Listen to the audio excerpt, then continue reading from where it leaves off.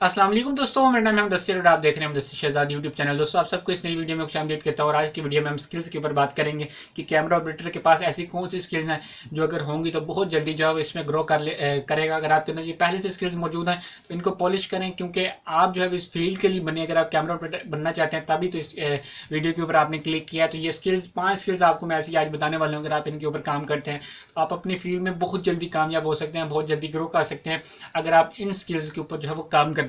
तो चलते हैं आज की वीडियो की तरफ। उससे पहले चैनल सब्सक्राइब कर लें, वीडियो को लाइक कर लें ताकि आपको भी इसका फायदा हो सके और आपकी पास जो है मेरी वीडियो सबसे पहले पहुंच सके। तो चलते हैं वीडियो की तरफ। और सबसे पहली स्किल जो हमने आपके लिए रखी है वो है मिलकर काम करने की सलाहियत।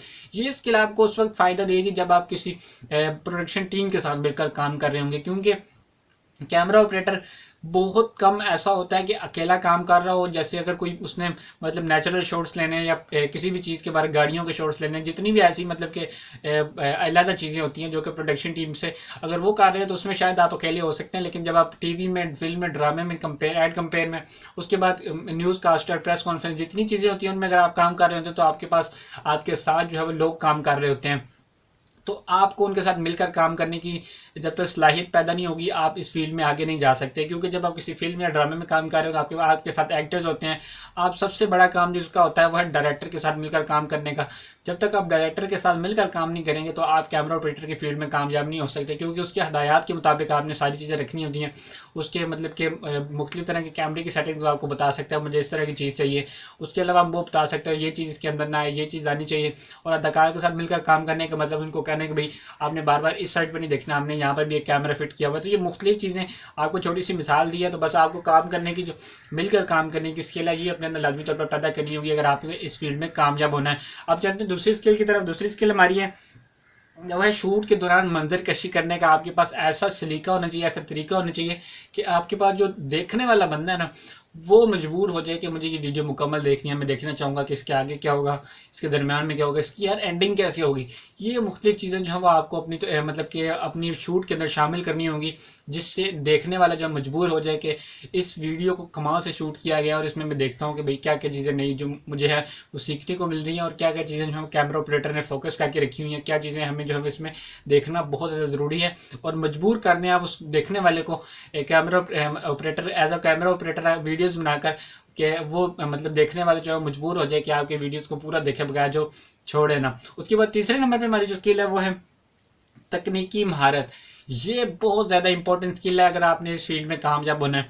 अगर आप प्रैक्टिकली कहीं भी जाते हैं, फिल्म या टीवी में किसी की चीज़ की मतलब कि शूट करते हैं, कहीं दूर जाकर आप शूट करते हैं तो आपके पास कभी कभार ऐसा हो सकता है कि कोई चीज़ आपके पास हो और वो एक ही हो और वो ख़राब हो जाए। तो आपके पास ऐसी स्किल होनी चाहिए कि आप उसको रिपेयर कर सको। अब मैं ये नहीं कह रहा कि अपना साथ फ़ोन लेके गए हैं as a camera operator, phone ख़राब हो गया तो आप फ़ोन सेट करने बैठ जाए। फ़ोन आपके का उसमें प्रोडक्शन में मतलब कि कोई भी ऐसा लेना देना नहीं है कि आपको मतलब कि जब तक फ़ोन नहीं ठीक होगा तो आप वीडियो शूट नहीं कर सकते। इस चीज़ का मतलब है कि अगर आपके कैमरे में एसडी कार्ड की कोई प्रॉब्लम आ गई है, आपके कैमरे का ट्राइपॉड नीचे से मतलब कोई चीज़ उसकी ख़राब हो गई है, स्टैंड नहीं कर रहा, उसके अलावा माइक थोड़ा सा मसला कर रहा है, ये मुख्तलिफ चीज़ें हैं इसके अंदर। अगर आपको इनका नॉलेज हो गया, अगर आप इनको अच्छे तरीके से कर सके, इनकी मतलब डिटेक्ट कर सकें कि भाई इसमें क्या मसला है और उसको फ़ौरन ठीक कर सकें। अगर आप फ़ौरन ठीक नहीं करेंगे तो आपके मतलब कि एज ए कैमरा ऑपरेटर आपके पास ये रिपेयर करने की स्किल का कोई फ़ायदा नहीं है। क्योंकि जब आप शूट कर रहे होते हैं तो हो सकता है काफ़ी दूर गए हैं तो वापसी पे काफ़ी ज़्यादा टाइम लग जाता है। कोई नई चीज़ का इंतज़ाम करते हुए नई चीज़ लेके आने में काफ़ी ज़्यादा टाइम लग जाता है। तो आपके पास आपके लिए ज़रूरी है कि आप इन चीज़ों को रिपेयर करना जानते हो ताकि आप इस फील्ड में जो है कामयाब हो सकें और वक्त को बचा सकें, ताकि आपके जो डायरेक्टर हैं वो भी आपसे खुश हो सके कि यार बंदा बड़ा ग्रेट है, टाइम के ऊपर सारा काम हो गया मुकम्मल। तो आपने स्किल को करना है अपने अंदर पैदा। उसके बाद चौथे नंबर में हमारी स्किल है वो है जिस्मानी कुव्वत और बर्दाश्त की।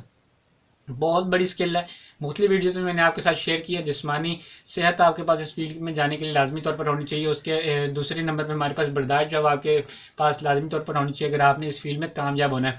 अब बर्दाश्त किस वक्त काम आएगी और जिस्मानी सेहत किस वक्त काम आएगी, दो अलग अलग चीज़ें हैं।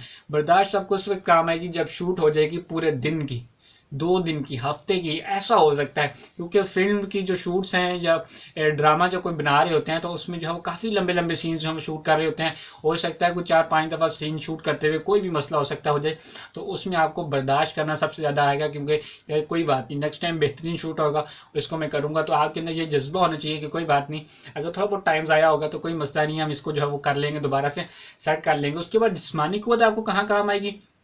आप अगर cameraman as a camera operator काम करना चाहते हैं तो आपके लिए ज़रूरी है कि आपके पास ऐसे ऐसे कैमराज होंगे जिनका मतलब कि केजीज में वजन होता है, इतनी भारी भारी आलात होते हैं, ट्राईपॉड्स इतने ज़्यादा भारी होते हैं उसके अलावा और मुख्तलिफ गैजेट्स आपके पास होते हैं, माइक्स होते हैं, कैमराज के लेंस होते हैं, काफ़ी ज़्यादा चीज़ें होती हैं, चार्जर्स मोबाइल के, उसके अलावा बैटरीज होती हैं। ये मुख्तलिफ तरह की चीज़ें होती हैं जो कि अगर आप कैमरा ऑपरेटर काम करते हैं, अगर आपने किसी न्यूज़ एंकर को देखा है तो न्यूज़ कास्टर जो कि न्यूज़ कास्टर तो नहीं कहेंगे, एंकर ही कहेंगे, जो कि मतलब कि मुख्तलिफ तरह से रिकॉर्डिंग करके टीवीज़ के ऊपर अगर आपने देखा होगा कि आपके जो कहते हैं कि भाई हमारे नुमाइंदे यहाँ पर मौजूद हैं, ये बात कर रहे हैं, तो अगर मैं कोई भी वीडियो रिकॉर्ड कर रहे हैं तो उसके पास पूरी इक्विपमेंट होती है, तो वो उससे जब रिकॉर्ड कर रहा था तो आपके पास इन चीज़ों को उठाने की जिस्मानी ताकत लाजमी तौर पर होनी चाहिए, जिस्मानी कुव्वत, ताकि आप एक जगह से दूसरी जगह इसको लेके जा सकें और अपनी काम जो है मुकम्मल करने के बाद उसको वापस पैक करने के बाद और दूसरी जगह पर काफ़ी ज़्यादा होती हैं ऐसे, तो आपको जिस्मानी कुव्वत जो है यहाँ पर काम आएगी, तो आपने इस चीज़ के ऊपर लाजमी तौर पर काम करना है। उसके बाद 5वें नंबर की स्किल हमारी